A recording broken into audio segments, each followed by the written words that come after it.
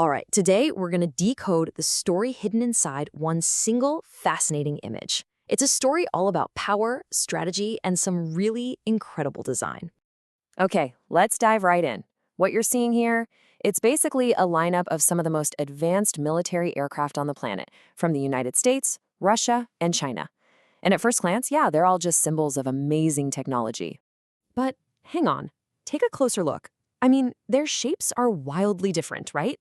And that's the big question we're tackling today. What do these unique shapes tell us about how each country plans to dominate the skies? Let's start digging. So, to get to the bottom of this, we've got to break down the visual language of these amazing machines.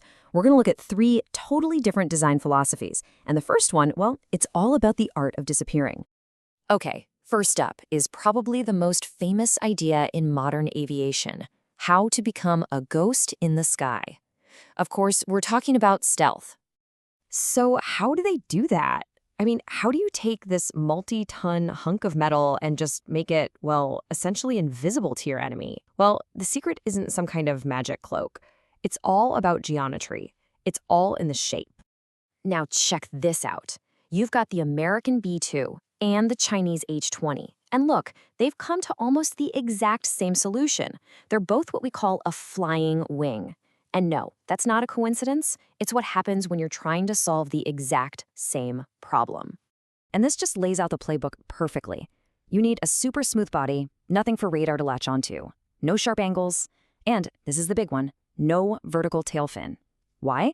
Because a flat, vertical surface like a tail fin, that's basically a giant mirror for radar signals. It just bounces them right back where they came from. So instead, the whole idea here is to deflect that energy, to scatter it away. It's not about being truly invisible. It's about having the radar footprint of a bird, not a bomber. All right, so that's hiding. But what if you take a totally different approach? What if you decide, forget hiding, I'm just going to outrun everybody? This philosophy is all about raw, overwhelming speed. Just look at the contrast here. The B-2 is all smooth curves, right? But Russia's 260? It's all sharp angles and a needle-thin nose. The B-2 has no tail fin. The 260 has this massive one to keep it stable at high speeds.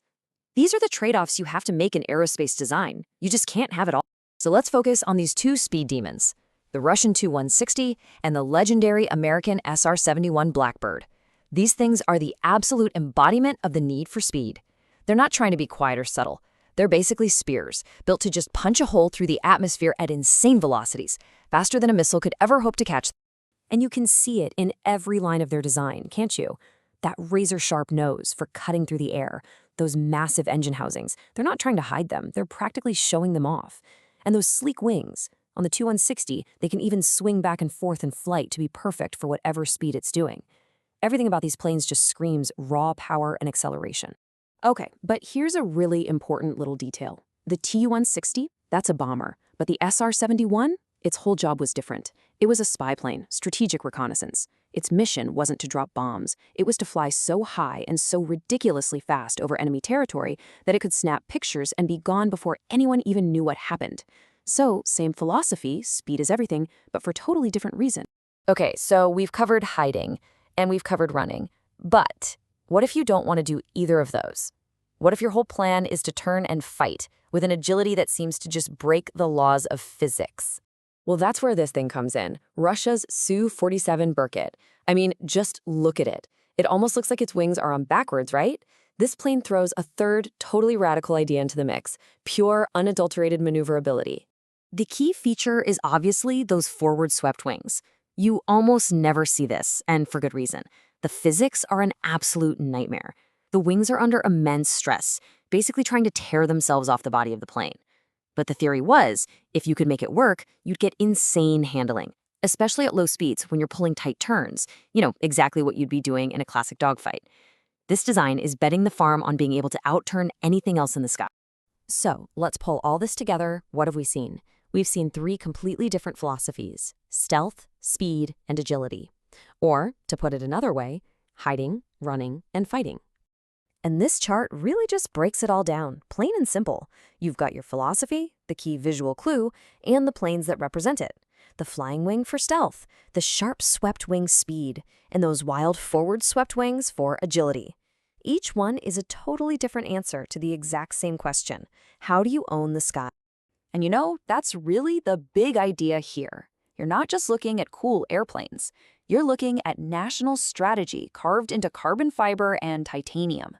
These are competing ideas about what the future of air combat looks like, and each one is a multi-billion-dollar bet on who's right.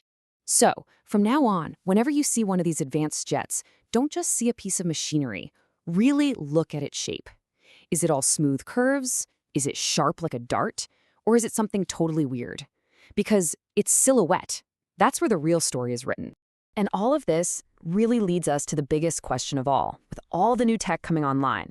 Drones, AI, hypersonic weapons. Which one of these ideas is going to win out? Stealth, speed, or agility? That is the billion-dollar question that these incredible machines are asking, and they do it without ever making a sound.